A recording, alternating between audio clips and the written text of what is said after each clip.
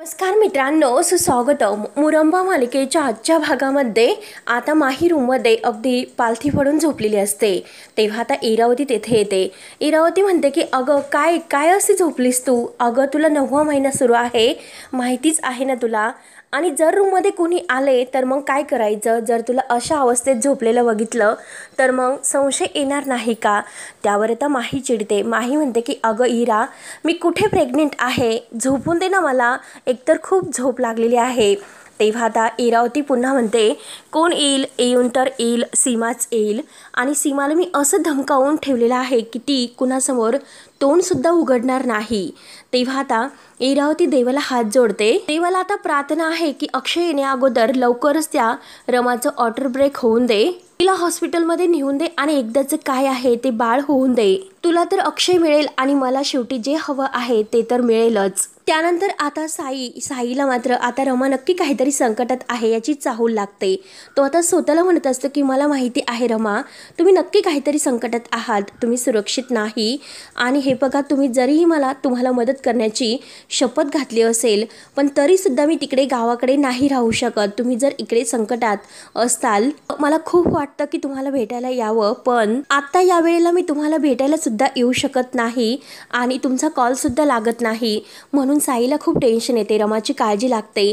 नक्की रमा आता सेफ तर असेल ना? नक्की आता रमाशी कॉन्टॅक्ट होण्यासाठी नक्की मी काय करू शकतो याचा तो विचार करतोय. आणि खरंच साईला जे काही खरं वाटते ते अगदी खरे असते, कारण रमाला खूप त्रास होत असतो. तिचे आता हे शेवटची वेळ असते, कारण तिला कळा सुरू होतात. डिलिव्हरी आता केव्हाही होऊ शकते आणि त्याची सुरुवात आता झालेली असते. रमा बिचारीला खूप त्रास होत असतो. अगदी भिंतीचा आधार घेत घेत ती आता बाहेर येते आणि इतका त्रास तिला होत असतो की जो काही आता ह्या प्रसूत वेदना होत असतात. तेव्हा आता साईचं मन काही राहत नाही. शेवटी साई हा मुकदमांच्या गेटमधून आत येतो. तेव्हा आता रमा ही अगदी त्या कळा सोसत असते. आई असा आवाज देते तेव्हा साईचे लक्ष जाते. साई रमाला बघतो आणि रमाला बघून त्याला धक्काच बसतो. तेव्हा आता साई धावतच येणार, तोच लगेच समोरून तो धावत येतच असतो आणि अक्षयची गाडी आता येताना त्याला दिसते. अक्षय आता जेव्हा गाडीतून रमाला बघतो तर त्याला धक्काच बसतो. तेव्हा तो धावतच गाडीच्या खाली उतरतो. तर साई लगेच तोपर्यंत आता रमाकडे धावत येता तो तेथे आता झाडाच्या त्या म्हणजे झाडामागे लपतो आणि बघत असतो. तेव्हा आता जी काही रमाला त्रास होतो तो त्रास त्याला अजिबात सहन होत नसतो. काय करू आणि काय नाही अशी त्यावेळेस त्याची अवस्था होते. तेव्हा आता रमा ही खाली पाय घसरून पडणार, तोच लगेच अक्षय धावत येतो, आपल्या रमाचा हात धरतो आणि रमाचा हात धरून तो आता रमाला म्हणतो की काय झालं? आता अक्षयला बघून एक क्षण रमाला खूप आनंद होतो. त्यानंतर आता अक्षयला खूप राग येतो. अक्षय म्हणतो की अगं, अशा वेळेस तुझ्याबरोबर घरातील कोणीच नाही. म्हणून आता अक्षय जोरजोराने आई अभ्या यांना आवाज देतो आणि रमाला धरून तो आता तिला गाडीत बसवतो. अक्षयला आता घरातील लोकांचा खूप राग येतो की काय हे लोक, घरातील म्हणजे लोकांनी तुला अशा अवस्थेत कसं एकटीला सोडलं असेल. तेव्हा आता चल पटकनी हॉस्पिटलला म्हणून आता ड्रायव्हर काकांना सांगून अक्षय रमाला आता गाडीतून हॉस्पिटलला घेऊन जात असतो. साई आता तिथून अगदी त्या गेटमधून बाहेर पडतो. तेव्हा आता रमाला खूप त्रास होत असतो. अक्षय आता रमाला म्हणतो की हे पग काही होणार नाही, सगळं काही व्यवस्थित होईल, थोडासा धीर धर रमा, हे पग काही होणार नाही, म्हणून तो तिला आधार देत असतो. आणि आता रमाला इतका घाम वगैरे आलेला असतो, खूप त्रास तिला होत असतो. तर आता अक्षय तिला म्हणतो की हे पग रमा, दीर्घ श्वास घे, मी तुझ्यासोबत आहे ना, काही होणार नाही, फक्त स्वतःला कंट्रोलमध्ये ठेव, काही होणार नाही. आणि आता अक्षय हा तिला अगदी म्हणजे व्यवस्थित ठेवण्यासाठी म्हणतो की हे बघ रमा, अगं तुला एक गंमत सांगतो, अगं मी तुला म्हटलं होतं की मी 2-3 दिवसात परत येईल म्हणून, आणि हे बघ मला तुला सरप्राईज देण्यासाठी आजच मी परत आलो. बरं, आपण 10 मिनिटात हॉस्पिटलला पोहोचूयात. आणि काय आपल्या घरातील कसं इतके असे म्हणजे तुला एकटीला सोडू शकतात. खरंच किती विचित्र आहे हे लोक. आय एम रिअली सॉरी, खरंच मला सुद्धा आता तिकडे काम होते आणि ते काम सोडून येता मला नाही आले, प्लीज मला माफ कर. आणि हे बघ अगं, काम जर अर्धवट सोडलं असतं तर कंपनीचे सर्व शेअर्स आपल्याला विकावे लागले असते, त्यामुळे खरंच मला माफ कर, मला नाही येता आले रमा, आपले खरंच खूप मोठे नुकसान झाले असते. रमाला आता अक्षयचं काही बोलणं समजत नसतं, ती फक्त ऐकत असते. तिला खूप त्रास होत असते, त्या वेदना ती सहन करत असते. तरी सुद्धा आता रमा ही अक्षयला म्हणत असते की मला तुम्हाला काहीतरी सांगायचं आहे. तर अक्षय म्हणतो की अगं रमा बोल ना. रमा म्हणते की हे बाळ मला माझ्याजवळ असायला हवं आहे, मला तुम्ही सुद्धा असायला हवे आहात. सर्व शक्य नाही असे ती सांगण्याचा प्रयत्न करत असते. तर अक्षयला काही कळत नाही. तो म्हणत असतो की अगं रमा, तू हे काय बोलते? बाळ तर आपलंच आहे आणि कोण बाळाला आपल्यापासून घेणार आहे? आणि हे बघा, मी तुम्हाला अगोदर हे सर्व सांगायला हवे होते, परंतु मी तुम्हाला नाही सांगितले. काही कारण होती आणि त्यासाठी मला माफ करा प्लीज. मी तुम्हाला नाही सांगू शकले. अक्षय विचारत असतो की रमा, अगं तू काय बोलते नेमकं? अगं काय होतंय? रमाला खूप वेदनासुद्धा होत असतात. तिला व्यवस्थित बोलतासुद्धा येत नाही, तरीसुद्धा ती सांगण्याचा खूप प्रयत्न करते आणि तेवढ्यात रमाचं ऑटर ब्रेकसुद्धा होते आणि अक्षय खूप घाबरतो. अक्षय म्हणतो की रमा, अगं ऑटर ब्रेकसुद्धा झालेला आहे. तेव्हा आता रमा म्हणते की इरावती आत्या. अक्षय म्हणतो की इरावती आत्याचं काय आता? तेव्हा आता लगेच अक्षय म्हणतो की थांब, मी घरी फोन लावतो आणि आत्ता तुझ्यासोबत कोणीतरी असायला हवे. तर रमा म्हणत असते की हे बघा, घरी फोन लावू नका. ती अक्षयच्या कानाचा फोन हिसकावण्याचा प्रयत्न करते, पण अक्षय जोरात ओरडतो की रमा थांब, आत्ता यावेळी तुझ्यासोबत कोणीतरी असायला हवे. म्हणून अक्षय फोन करतो. तर सीमा तेथे येते. तेव्हा आता जेव्हा सीमा फोन उचलते, सीमा म्हणते की अक्षयचा फोन आत्ता यावेळेस. तेव्हा लगेच आता अक्षय इतका भडकलेला असतो. अक्षय म्हणतो की काय घरातील कुठे आहात तुम्ही सगळेजण? रमाची काळजी तुम्हाला व्यवस्थित घेता येत नाही का? काय लोक आहात तुम्ही? आणि हे पग रमाचं ऑटर ब्रेकसुद्धा झालेला आहे आणि ऐन वेळेस जेव्हा रमा बाहेर होती, तिच्यासोबत कोणी नव्हते, तिला खूप त्रास होत होता आणि ऐन वेळेस मी तेथे पोहोचलो आपल्या म्हणजे बाहेर अंगणामध्ये. तेव्हा रमा मला बाहेर दिसली आणि इतक्या त्रासात ती होती. अक्षय आता खूप काही सांगतो आणि मी तिला हॉस्पिटलला घेऊन जातो हे सुद्धा सांगतो. तेव्हा आता हे ऐकून सीमाला धक्का बसतो. तेव्हा आता सीमा डोक्याला हात लावत म्हणते की कुठलं हॉस्पिटल आहे आम्हाला सांग. तेव्हा आता अक्षय म्हणतो की सिटी हॉस्पिटल. तेव्हा आता सीमा फोनवर बोलतच असते, तोच लगेच इरावती येते. इरावती लगेच आता फोन हिसकावून घेते. तेव्हा आता लगेच अक्षय हा फोन ठेवतो आणि रमा म्हणते की हे बघा, प्लीज तुम्ही मला सोडून कुठेही जाऊ नका. अक्षय म्हणतो की रमा हे बघ, मी तुझ्या सोबतच आहे. तेव्हा इरावती लगेच आता रमा रमा म्हणून माहीला बाहेर बोलावते आणि सीमा म्हणत असते की हे बघा, प्लीज मला हॉस्पिटलला जाऊन द्या. तेव्हा आता लगेच इरावती माहीला म्हणते की हे बघ, चल आरडाओरडा करण्याचं सुरू कर. ती वेडी आहे ना, तिचं ऑटर ब्रेक सुरू झालेला आहे. तेव्हा आता माही इरावतीला म्हणते सीमा आंटी तर इथेच आहे म्हणून खुणावते. तेव्हा आता इरावती म्हणते की अगं ती काहीच करू शकणार नाही, तिला सर्व काही माहिती आहे. मी तुला दाखवलं होतं की व्हिडिओजमध्ये कसं ओरडायचं असतं, काय करायचं असतं, अगदी सेम टू सेम तसं करायचे. तेव्हा आता माही ओरडण्याचा प्रयत्न करते. इरावती म्हणते की अगं जोरात ओरड. तेव्हा आता सीमा म्हणते की नाही माही, तू चुकते, तू यांच्या हातचं बाहुलं होत चाललेली आहे, तू प्लीज यांचं ऐकू नको. तेव्हा आता माही जोरजोरात ओरडत असते. सीमाचं तर ती ऐकायला तयार नसते. तेव्हा आता सीमा विनवण्या करते की हे बघा वंश, प्लीज मला जाऊन द्या. तेव्हा आता इरावती जोरात ओरडते की अरे कोणी आहे का, हिला त्रास होतोय. आणि तेवढ्यात आता मयुरी, अभि हे सर्व धावत येतात. आनंद सुद्धा बाहेर आलेला असतो. तर अभि म्हणतो की बापरे, म्हणजे लगेच ताईला हॉस्पिटलला न्यावे लागेल आणि गाडी त्यासाठी काढतो. तेव्हा आता इरावती म्हणते की अरे अभि, तुला 2.5 पावलं व्यवस्थित चालता येत नाही आणि तू कशाला गाडी काढतोस? तेव्हा लगेच आनंद म्हणतो की हे बघ आत्या, मी आहे, मी व्यवस्थित आहे, चल मी गाडी काढतो. तेव्हा लगेच आता इरावती आनंदला सुद्धा येऊन न देण्यासाठी म्हणते की घरात एक जबाबदार व्यक्ती म्हणून सध्या कोणी नाही, त्यामुळे आनंद तू इथेच थांब.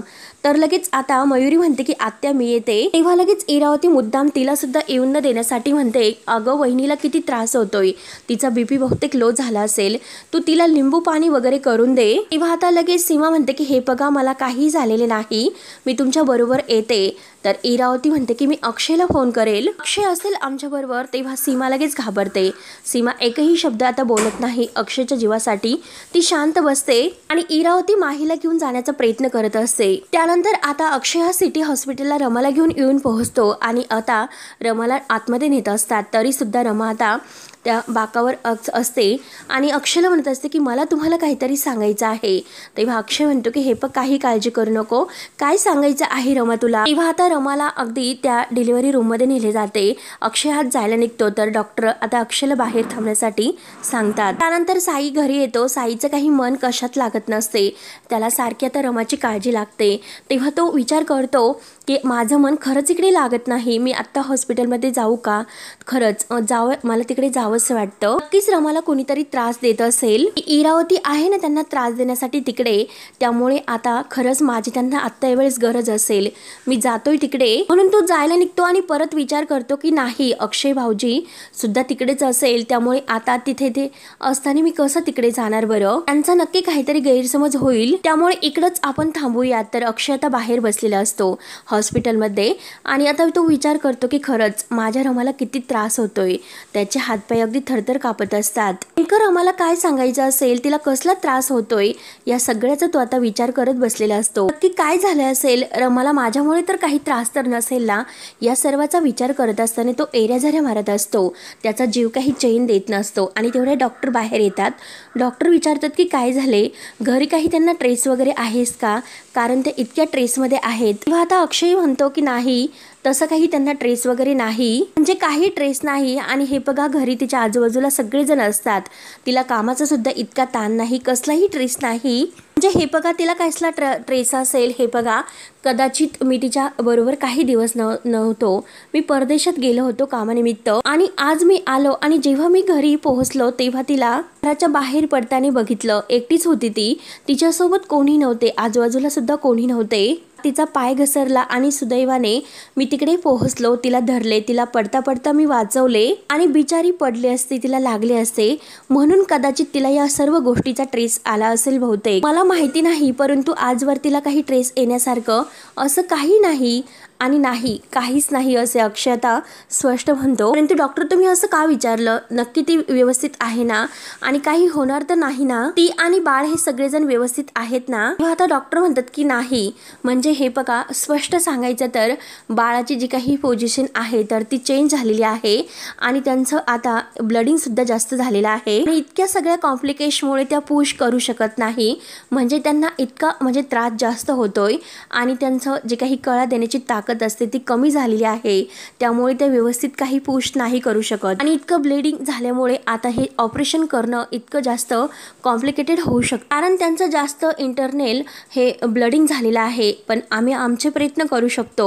आता अक्षयला खूप टेन्शन येते. अक्षय आता डॉक्टरांना म्हणतो की हे बघा डॉक्टर, हवे तेवढे प्रयत्न करा, परंतु रमाला मात्र काही होऊन देऊ नका, त्यामुळे मी सहन नाही करू शकणार आणि हे बघा, मी त्यांच्याशिवाय नाही जगू शकणार. तेव्हा आता डॉक्टर सांगतात की हे बघा, तुम्ही जर असे हातपाय गाळले तर कसं होईल, थोडासा धीर तुम्ही धरा, नॉर्मल डिलिव्हरी करण्याचा आम्ही त्यांचा प्रयत्न करतोय. आणि हे बघा, त्यांची ताकद इतकी कमी झालेली आहे की त्यांना पुश करणं हे शक्य होतच नाही, त्यांच्या जीवाला धोका निर्माण होऊ शकतो, पण तरी सुद्धा आपण सगळे काही प्रयत्न करतोय. तेव्हा आता अक्षयचा जीव काही राहत नाही. तो म्हणतो की डॉक्टर, मी आत येऊ का, डिलिव्हरी होण्यापर्यंत मी आत राहतो तुमच्या सोबत, तिच्या शेजारी थांबतो, म्हणजे तिला खरंच बळ येईल, ताकद येईल. तेव्हा आता डॉक्टर सांगतात की ह्या सर्व गोष्टी आहेत तर त्या परदेशात अलाउड होतात, आमच्या इथे असं काही होत नाही, कारण पेशंटजवळ आम्ही कोणीही राहून देत नाही. तेव्हा अक्षय ऐकायला तयार नसतो. अक्षय म्हणतो की डॉक्टर, हे बघा, हवे तर तुम्ही माझ्याकडून सह्या घ्या, परंतु मला इमर्जन्सी रूममध्ये खरंच येऊन द्या, मी तिच्याजवळ थांबतो.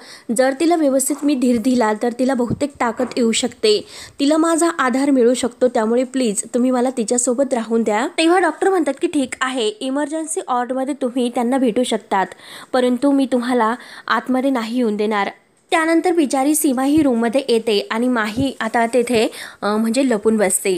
तेव्हा आता सीमा विचार करते की बिचारी रमा तिकडे एकटीच आहे आणि तिला काय काय आता गोष्टी लागतील, वस्तू लागतील, टॉवेल वगैरे हे सगळं काही ती विचार करत असते. टॉवेल, पंचा, कपडे वगैरे सगळे काही ती घेतच असते आणि तेवढ्यात माही आता तिथे लपून लगेच आता दरवाजा लावून घेणार असते, कारण सीमा तोपर्यंत आता बॅगमध्ये कपडेच भरत असते.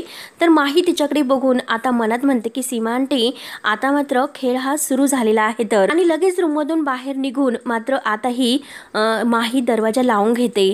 तेव्हा आता सीमा ओरडते. सीमा म्हणते की माही, दरवाजा उघड प्लीज, असं काही करू नको, मला जायचे आहे, रमाला माझी गरज आहे, दरवाजा उघड. माही आता खरंच किती क्रूरपणे वागत असते आणि शेवटी सीमाला ती कोंडून घेते आणि जाताना मात्र सीमाचा फोन सुद्धा बाहेर चोरून घेऊन जाते. तेव्हा आता सीमा जेव्हा फोन पाहते तर तेथे फोन सुद्धा नसतो आणि माझा फोन अगदी घेऊन गेली असं ती आता स्वतःला म्हणत असते. आता सीमाच्या जीवाची अगदी हाल मात्र यांनी चालवलेली असते, म्हणून ती आता जोरजोराने दरवाजा वाजवत असते की माही दार उघड, माही दार उघड, परंतु माही काही दार उघडायला तयार नसते. त्यानंतर आता इकडे अक्षय हा आतमध्ये येतो. रमाला खूप त्रास होत असतो. आता रमाला काही व्हेंटिलेटरसुद्धा लावलेले असते. अक्षय तर तिला साथ देत असतो, आधार देत असतो. तिच्या डोक्यावरून हात फिरवत म्हणतो की हे बघ, धीर सोडायचं नाही, अजिबात धीर सोडायचा नाही रमा, मी आहे ना तुझ्यासोबत, माझी आणि आपल्या होणाऱ्या बाळाची शपथ आहे तुला, अजिबात अगदी धीर सोडायचा नाही. अगं तू तर माझ्यापेक्षा स्ट्रॉंग आहे, मग आज काय इतकी अशी. तेव्हा आता रमा तिला बोलता सुद्धा येत नाही. ती म्हणते की हे बघा, अहो मी थकलेली आहे. इकडे अक्षय म्हणजे अगं रमा काय असते, इकडे तिकडे पाहत असते अक्षय कुठे दिसतो की काय. तेव्हा लगेच आता माही धावतच येते. तेव्हा आता इरावती म्हणते की अगं मी तुला त्या रूममध्ये राहायला थांबायला सांगितले होते, मग तू इकडे कशाला आली. तेव्हा आता माही म्हणते की अगं हो, परंतु तुला माहिती आहे का ती क्यूट आंटी कपडे वगैरे घेऊन इकडे यायला निघाली होती, म्हणून मी तिला काय केलं तुला माहिती आहे का, मी तिला रूममध्ये लॉक करून घेतलंस आणि हे बघ मी जे काही केलं ते चांगलं केलं ना, ऐक ना अगं बेबी झाला का, म्हणून ती आता समोर जायला निघते. तर इरावती तिचा हात धरते. अगं अक्षय तिथे आहे आणि जर त्याने तुला तिथे बघितलं तर काय होईल बरं, आणि हे बघ तुला अक्षय हवा आहे की नाही. तेव्हा आता माही म्हणते की हो हवा आहे. तर इरावती म्हणते की मग आपण काय करायला पाहिजे. तेव्हा लगेच माही म्हणते की हो, गेस्ट हाऊसमध्ये मला राहावं लागेल. म्हणून आता इरावती माहीला गेस्ट रूममध्ये जाण्यासाठी सांगते. त्यानंतर आता इकडे अक्षय हा रमाची साथ देत असतो, तिला आधार देतो. म्हणतो की अगं रमा हे बघ, आपण या दिवसाची स्वप्न बघितलं होते की नाही. अगं आपली मुलगी, आपलं बाळ, आपण किती स्वप्न बघितलं होते बरं. आणि अगं आता बघ, आता शेवटचा क्षण आहे हा, आणि इतके शेवटला आपण आलो, मग इतकं थकायचं नाही, आपली स्वप्न पूर्ण करायची. त्यासाठी तुला स्ट्रॉंग राहायला हवं. तुला आठवते का जेव्हा मी दुबईला निघालो होतो तेव्हा आपण एक तुटणारा तारा बघितला होता. त्याच्याकडे बघून आपण मात्र काय मागितले सांग बरं. आपण मागितली नाही का आपल्या आयुष्यामध्ये एक अशी गोड आणि गोंडस मुलगी तुझ्यासारखी. आणि हे बघ, ती फक्त आपली मुलगी नसणार आहे, तर ती आपली मैत्रीण सुद्धा असणार आहे, आपल्या तिघांचा संसार. आणि हे बघ, ती मुलगी थोडीशी माझ्यासारखी असेल आणि भरपूर मात्र तुझ्यासारखी असेल. आणि हे बघ रमा, डोळे उघड, आपण ही स्वप्न बघितली नाही का, ही स्वप्न आपल्याला पूर्ण करायचीत ना, मग थोडा वेळ रमा, फक्त थोडा वेळ कळ सोस अगं प्लीज. माहिती आहे की रमा, तू आत्तापर्यंत सर्व काही सहन करत आलीस, माझ्यासाठी सुद्धा खूप काही सहन केले, खूप काही भोगलेस तू आत्तापर्यंत. त्या सगळ्याचा मात्र आत्ता या वेळेस स्ट्रेस घेऊ नकोस, अजिबात स्ट्रेस घ्यायचं नाही, मी आहे ना तुझ्यासोबत, प्लीज माझ्यासाठी सुद्धा तू इतकं सर्व काही सहन कर प्लीज, म्हणून अक्षय रिक्वेस्ट करत असतो. त्यानंतर आता डॉक्टर येतात. डॉक्टर आता रमाला चेक करतात आणि अक्षयला सांगतात की आता त्यांची तब्येत थोडीशी नॉर्मल आहे, त्यामुळे आमची जी काही पुढची प्रोसेस आहे तर तोपर्यंत आम्ही ती पूर्ण करतोय. आणि थँक्यू बर का, आणि सॉरी सुद्धा, कारण थोडा वेळ तुम्हाला बाहेर थांबावं लागेल. तेव्हा अक्षय रमाच्या कपाळाचा केस घेतो आणि तिला गुड लक असं बोलून आपल्या बाळाचा सुद्धा गोड त्या पोटाचा पापा घेतो. तेव्हा अक्षयचे डोळे परंतु भरून येतात. त्याला रमाची अवस्था नाही बघवत, पण तरी सुद्धा तो स्वतःला आवरतो. रमाही त्याच्याकडे बघत असते, परंतु काही तिला बोलता येत नाही, ती शांत असते. तेव्हा अक्षय खिडकीतून रमाकडे बघत असतो, दरवाजा लावून घेतो आणि तो रमाला अगदी परत गुड लक असं आपल्या हातवारे करत असतो. त्यानंतर आता अगदी एकटाच तेथे बसलेला असतो, खूप टेन्शनमध्ये असतो. इरावती त्याच्या जवळ येते. तेव्हा आता अक्षय खूप रडत असतो. तर इरावती त्याला विचारते की तू सकाळपासून काही खाल्लेस का. तर अक्षय काही बोलत नसतो. तेव्हा इरावती लगेच एक पाण्याची छोटी बॉटल अक्षयला देते. अक्षयला पाणी प्यायला देत असते. अक्षय पाणी प्यायला सुद्धा तयार नसतो, परंतु आता ही इरावती म्हणते की अरे थोडंसं पाणी तरी घे. अरे तर अक्षय आता पाणी घेतो. आता इरावती म्हणते की अरे किती रडतोस. तर अक्षय म्हणतो की मला काही खावं असं नाही वाटत. तेव्हा आता अक्षय रडत असतो. अक्षय म्हणतो की मी का रडतोय, कारण आतमध्ये माझी बायको आणि माझं बाळ फाईट करतात आणि तुला नाही कळायचं ते नक्की काय त्रास होत असेल. आणि काय ग, तुम्ही कोणीच तिच्या आजूबाजूला कोणी तिच्या मदतीला का नव्हते, कुठे गेला होते तुम्ही सगळेजण, तिला एकटीला टाकून ती एकटीच होती, कुठे गेला होता तुम्ही. तेव्हा मी दुबईला निघालो होतो तेव्हा तर सगळ्यांनी मला वचन दिले होते, प्रॉमिस केले होते की काही काळजी करू नको, आम्ही सगळेजण आहोत रमाच्या मदतीला. आणि आता मात्र जेव्हा मी आलो, जेव्हा तिला तुमची गरज होती, आजूबाजूला कोणीही नाही, आणि तेव्हा तुम्ही कुठे गेला होतात. तेव्हा तिला गरज होती तेव्हा तिच्या आजूबाजूला कोणीच नव्हते, बिचारी एकटी झुंज देत होती. प्राईज द्यायचे होते म्हणून नशीब मी 2 दिवस लवकर घरी आलो आणि खरंच नशीब तिचं खरंच. आणि जेव्हा मी तेथे घरात आलो म्हणजे बाहेरच होतो तर रमाला एकटीला घराच्या बाहेर पडताना मी बघितलं होतं. तिचा पाय घसरला आणि सुदैवाने लवकर मी पटकन तिच्या जवळ गेलो म्हणून ती पडता पडता वाचली. तेव्हा मी तिला धरले आणि ती म्हणजे तिचा पाय घसरण्यापासून वाचला. आणि जेव्हा तिला मदतीची गरज होती तेव्हा तर तिच्याजवळ कोणीच नव्हते, कुठे गेले होते सगळेजण. तेव्हा आता इरावती म्हणते की हो ना, तुझा राग अगदी मान्य आहे आणि 100% आमची चूक झाली हे सुद्धा मला मान्य आहे. अरे मी हिलिंग स्टेशनमध्ये होते वरती माझ्या रूममध्ये. अरे फक्त एक हाक तिने मारायला हवी होती तर सगळं घर धावून आले असते. तेव्हा आता अक्षय म्हणतो की हाक मारण्याची का म्हणजे तुम्ही इतकी वाट बघायची, तिची हाक मारण्याची अवस्था तरी होती का, तिच्या अवस्थेचा तुम्ही विचार करायला हवा होता आणि तिच्याजवळ थांबायला हवे होते. तुम्हाला माहिती होतं की या आठवड्यामध्ये डिलिव्हरी होणार आहे तर तुम्ही 4 दिवस आणि 4 दिवस असे मागे पुढे तिच्याजवळ असायला हवे होते. सोड, मी तरी तुझ्याशी का बोलतो आणि तुझ्याशी का रागवतो, कारण तुझा आणि माझं काही म्हणजे असं इतकं हे नाही, परंतु आई सर्वात जास्त मला आईचा राग आलेला आहे. म्हणजे काय स्वतःच्या सुनाची आणि स्वतःच्या होणाऱ्या म्हणजे नातवाची सुद्धा माझ्या आईला काळजी वाटत नाही. तेव्हा आता इरावती म्हणते की प्लीज तू असं बोलू नकोस. अरे अक्षय, सीमा वहिनी यायला निघाली होती. अरे हे सगळं ऐकून मात्र तिचा अचानक बीपी लो झाला, ती घाबरली खूप. आणि अचानक मात्र मी तिला म्हटलं की हॉस्पिटलमध्ये गेल्यावर तुला आणखीन तेथे बघून त्रास होईल, त्यामुळे सीमा वहिनी तू इथेच थांब, मी जाते. म्हणून मी तिला येऊन दिले नाही आणि मी आले. तेव्हा आता अक्षय म्हणतो की इतक्या मुलांना तिने जन्म दिला आणि आज मात्र तिला याची भीती वाटते. आता मात्र रमाला आधाराची गरज आहे, तिच्यासोबत कोणीतरी असायला हवं आहे.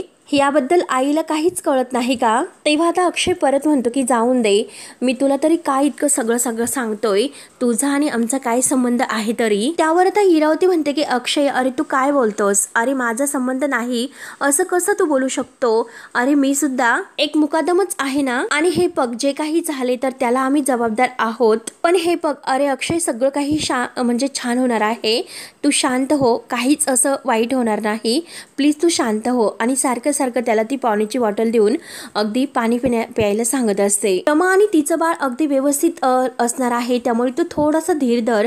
आणि पुन्हा ती अक्षयला पाणी प्यायला देते. त्यानंतर आता ऑपरेशन झाल्यानंतर डॉक्टर बाहेर येतात आणि अक्षयला आवाज देतात की मिस्टर अक्षय.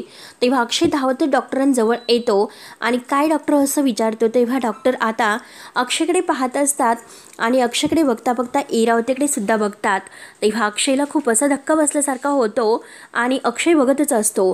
तेव्हा मित्रांनो शेवटी हा भाग येथे संपतो. पुढील भागामध्ये रमाला बाळ तर झालेले असते, परंतु आता हे इरावतीने रमाचं जे काही बाळ तिच्याजवळ असते आणि रमा तेथे आता बाळाला घेऊन बसलेली असते. तेव्हा इरावती तिच्याजवळ येते आणि आता म्हणजे रमाला धमकावत असते की हे बघ रमा, हे बाळ तू मला दे आणि येथून कायमची अक्षयच्या आयुष्यातून निघून जा. आणि जर तू अक्षयच्या आयुष्यातून निघून गेली नाही आणि हे बाळ जर मला दिले नाही तर मात्र अक्षयची अशी अवस्था करेल, कारण माही अक्षयला तिथे सलाईन अगदी लावून तेथे बसलेली असते आणि माही त्याच्या जवळ असते. अक्षयला काहीतरी त्रास झालेला असतो, म्हणून आता इरावती तिला धमकावते की अक्षयला या सलाईनमधून मी असं काहीतरी इंजेक्शन देईल की अक्षय कायम अगदी मरण यातना सहन करत असेल. आता शेवटी तूच ठरवायचं आहे की बाळ मला द्यायचं की नवऱ्याला संपवायचं आहे. तेव्हा आता रमा खूप रडत असते एक छान गोंडस बाळाला घेऊन आणि आपल्या बाळाला ती अगदी मिठीत धरते. तेव्हा आता मित्रांनो पुढे काय होतं काय नाही हे बघण्यासाठी आपल्या चॅनलला नक्की सबस्क्राईब करत राहा. धन्यवाद.